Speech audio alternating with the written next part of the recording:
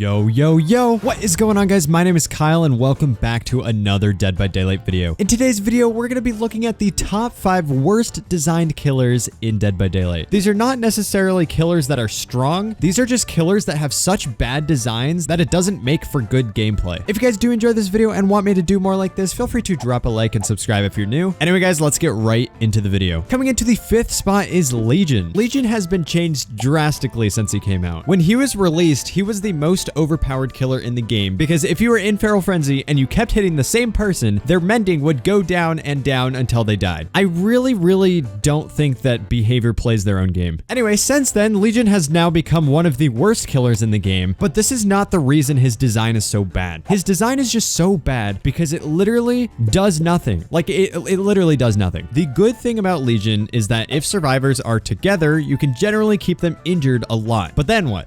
You know, it's not like Plague where they cannot heal, and if they do heal, they give Plague a certain power. So he just kind of injures people and then doesn't really have anything else to do. He has no chase potential, he has no map control, he has no information besides the little heartbeats that you get while you're in Feral Frenzy. He's just an overall poorly designed killer, and I think part of the reason I hate his design so much is more because the trailer set him up to be so much better than he actually was. Let me just play the trailer for you really quick.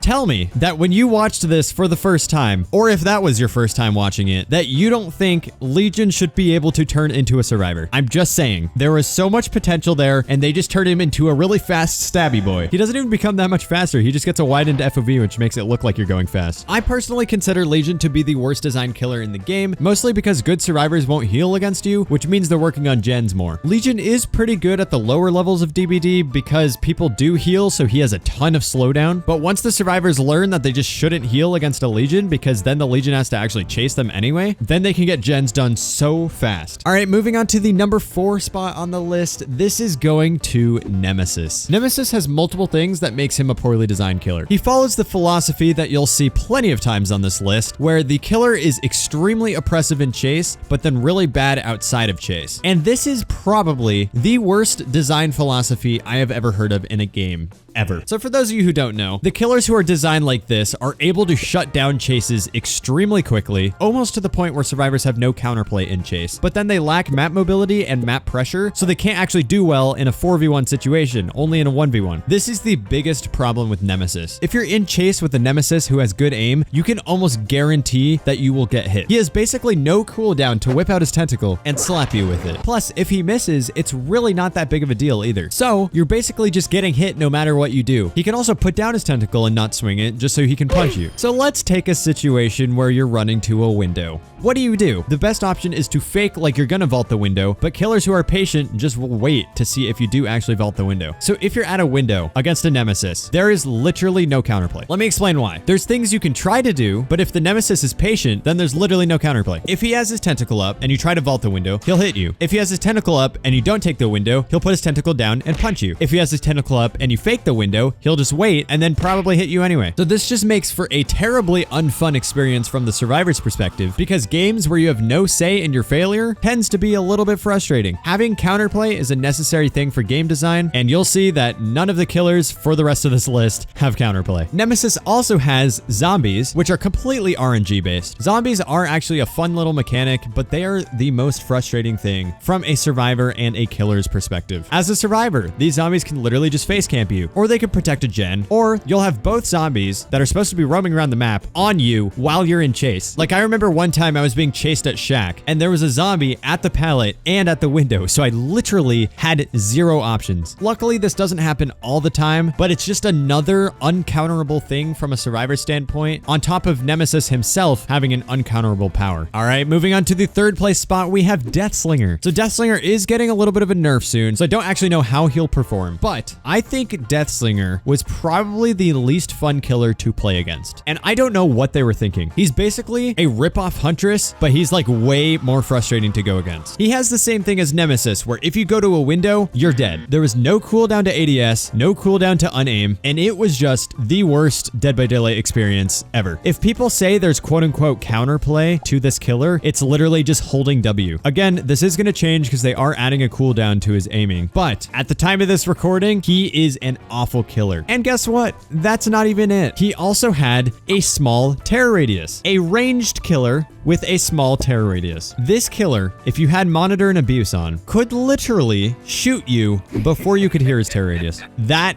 is insane. However, deathslinger isn't even that good of a killer, which is the problem. Because if you think about it, the time management with this killer is so bad. Let's say you catch someone off guard and you hit them. Then you have to catch up to them, chase them for a little bit until you can get a shot or another hit. Let's say you shoot them. You shoot them, you have to reel them in, then you have to hit them, then you have to wipe your gun, then you have to go to them and pick them up, then you have to take them to a hook, then you have to hook them, then you have to reload, and then you have to use your slowed down 4.4 meters a second speed to find another survivor. So sure, he's really good in chase, but he's not a good killer because he's bad outside of chase. The one thing I do like about Deathslinger's design is that he is actually very fun to play. He's not fun to play against, but he is very fun to play because you can make some really, really cool shots and feel really good about yourself. It's like hitting a quick scope in COD. It's just very satisfying to get hits from like super far away or through really small cracks and stuff. But with the next update, they're adding a cooldown to ADSing and they're also increasing his terror radius. So hopefully it's going to be fine, but I still feel like his design just in general doesn't have anything going for it, and there's nothing they can really do to make him feel better to play against. Okay, coming into the second spot, we have probably the most hated killer in Dead by Daylight, and this is the twins. I don't even know what to say about the twins. You guys just understand what I mean. Okay, this is subjective, but I think the twins are A, the most boring killer to play against from a survivor's perspective, and B, the most boring killer to play as from a killer's perspective. Let me tell you why. This killer was literally designed to camp. Because you can split into two different people, you can be in two places at once. This means that you can keep one of the twins at the hook while someone is on it and camp them with your body while you are pressuring the rest of the map with your other person. I don't know who thought this was a good idea. No one plays the twins because they're so badly designed. Camping is just not fun, and a killer that's designed around camping, if you want to perform well at all, just makes it 10 times worse. Again, this is all subjective. If you like feeling very oppressive and giving survivors the hardest time possible, feel free to play the twins. But this is the single killer that I refuse to buy. I literally have every single character in the game, both survivors and killers, except for the twins, and I refuse to buy the twins because they're so boring. All right, before we get into the number one spot, I have an honorable mention, and this is going to the pig. So the pig actually has kind of a unique and fun design philosophy if it was changed a little bit. As of this current moment, the only reason she has a bad design is because she is completely RNG based. By the way, if you don't know, RNG means random number generator, which basically means just randomness, the randomness of her kit. Because a survivor with a head trap on can either get it off the first try or the last try. And on big maps like Mother's Dwelling, if you can't get the trap off before your last one, your head is probably gonna go.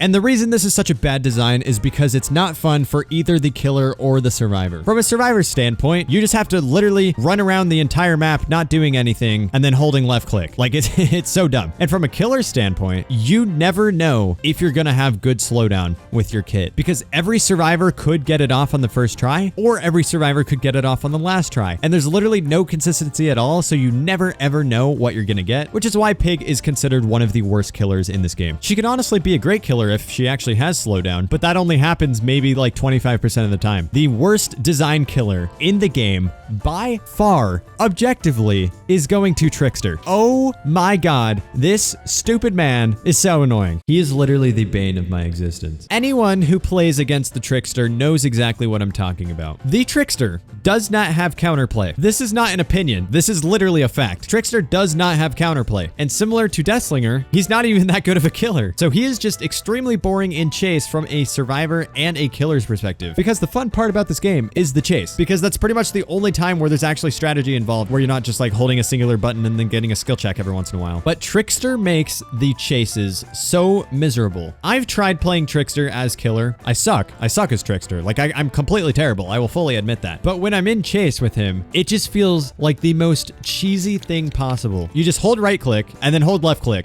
and then they can't do anything. Even if they can turn the corner, you really don't have that much slowdown if you put away your knives. Then you could just catch up to them and then throw a bunch of knives into them again. On top of that, he has camping potential now because they buffed the complete wrong parts of him. His main event ability allows him to basically camp someone on the hook very easily, because while someone's getting an unhook, he can just keep throwing knives at the unhooker, get his main event, and then start spamming knives to both people. He's almost, I dare to say it, as good as Bubba at face camping, which again is extremely boring. But can I just say, Behavior, if you're listening to this, please add a trickster map. That would literally be so cool. Please, just please do it. I will forgive you for all of the bad things you've done to this game. If you guys agree or disagree with this list, feel free to let me know down in the comments. And if you want me to do more like these, go drop a like and subscribe if you're new. I post a new video every Friday and I stream on Twitch every Tuesday, so come check me out there. And I think that's all I have for you today, so I will see you all in the next one.